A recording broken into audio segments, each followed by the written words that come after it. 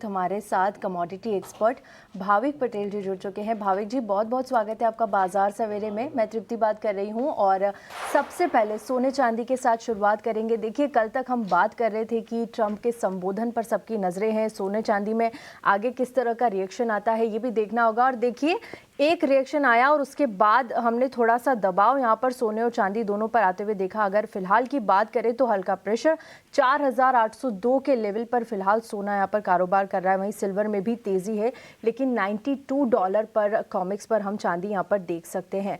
आगे के लिए आप क्या चाल अब सोने और चांदी में आते हुए देख रहे हैं? क्या थोड़ा और करेक्शन देखने को मिलेगा और निवेशकों को अब यहाँ पर मौका मिलने वाला है खरीदारी का?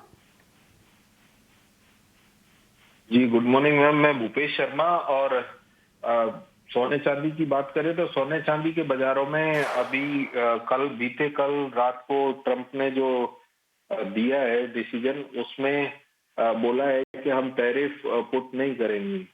तो जो टैरिफ अगर पुट नहीं करेंगे तो इसकी वजह से मुझे लगता है कि सोने और चांदी में एक गिरावट देखने को मिल सकती है। वहीं अगर दूसरी बात करी जाए तो दूसरी बात मेजर ये रहेगी कि आपके जो इंडिया के बाजार हैं वो बेसिकली प्रीमियम पर ट्रेड कर रहे हैं, और वो प्रीमियम जो है वो प्रीमियम काफी हद तक इंडिया के बाजारों में बहुत ज्यादा है। और प्रीमियम की बात करें तो तकरीबन 30,000 रुपए का प्रीमियम भारत के बाजारों में देखने को मिल रहा है। तो मुझे लगता है कि ये जो प्रीमियम है ये एक तरीके से फेक है, और कोई भी ऐसा रीजन नहीं है कि इसमें कौन फ्रंट रनिंग कर रहा है। ये सोचने की बात है कि किसको ये खबर पहले से पता है कि जूती बढ़ने वाली है और उसके कारण बाजार बढ़े हुए। तो मेरी यहाँ पर बेचने की सलाह रहेगी 3,20,000 के आसपास, और बाजारों में बिकवाली करके 3,24 का स्टॉप लॉस डालना चाहिए। और नीचे का जो लक्ष्य है वो 3,15 और 3,10 का संभावित रहेगा आज के लिए। चलिए, सोने चांदी में भूपेश जी आपने अपनी रणनीति बताई है और यहाँ पर जो है आपने टारगेट्स के हिसाब से प्रेशियस मेटल्स पे तो बातचीत कर ली, लेकिन क्रूड में क्या हो रहा है सर्दियों की? अब हम देख रहे हैं ब्रेंट जो है $65 के पार जाता हुआ दिखाई दे रहा है। बीते दिनों यहाँ पर इन्वेंट्रीज को लेकर कंसर्न्स थे, लेकिन उसके बाद एक बार फिर हम देख रहे हैं कि बूस्टर डोज कीमतों को मिल रही है। अब लगभग आधे % से ज़्यादा की मजबूती 55-60। और कितनी तेज़ी आप देखते हैं भूपेश जी? क्रूड में बीते कल एक अच्छी तेजी देखने को मिली है, और मुझे लगता है कि ये तेजी अभी भी जारी रहनी चाहिए। उसके पीछे कारण तो जियोपॉलिटिकल नहीं है, जो सप्लाई का कंसर्न है वो उसके कारण क्रूड में मुझे लगता है कि अभी भी तेजी बनी रहनी चाहिए। तो क्रूड में खरीदारी करके बिकवाली करने की सलाह रहेगी, लेकर बेचना चाहिए बाजार को।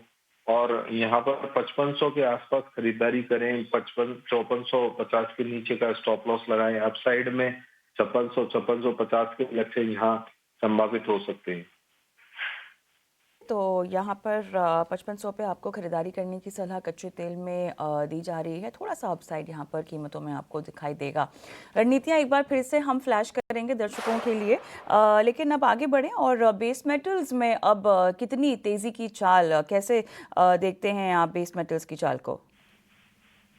जी, बेस मेटल्स की बात करें तो बेस मेटल्स में पिछले 2-3 दिन से बाजारों में एक प्रेशर दिखाई दे रहा है ऊपर के भाव में। कहीं ना कहीं जो चाइना के डेटा आए थे शुरुआत में सोमवार को, उसके बाद बाजारों में एक प्रेशर दिखाई दे रहा है, चाहे वो एल्युमिनियम हो, चाहे जिंक हो, चाहे कॉपर हो। कॉपर के बाजार में कल जरूर एक तेजी देखने को मिली थी। मुझे लगता है कि 1290 के नीचे कॉपर में गिरावट जारी रहनी चाहिए। ये एक छोटा करेक्शन ही है, जो कि हो सकता है नीचे में बाजार को 1270 1265 तक दिखाई दे। तो 1280 के आसपास, 85 के आसपास इसमें बिकवाली करनी चाहिए 1290 का स्टॉप लॉस लगाकर। 1275 1270 का लक्ष्य रहेगा यहाँ। चलिए, तो आपको यहाँ पर कॉपर की कीमतों में बिकवाली की सलाह जो है वो रेकमेंड की जा रही है। 1290 का आप स्टॉप लॉस लगाएंगे, 1275 या 1270 तक के टारगेट्स यहाँ पर मुमकिन है। भूपेश जी, जुड़े आप हमारे साथ सुबह सुबह, बहुत बहुत धन्यवाद कमोडिटी बाजार का पूरा अपडेट हमें देने के लिए, तमाम रणनीति आज बताने के लिए शुक्रिया। चलिए, लेकिन इसी के साथ बाजार सवेरे को हम यहीं समाप्त करेंगे और छोटा सा ब्रेक लेते हैं। उसके बाद आज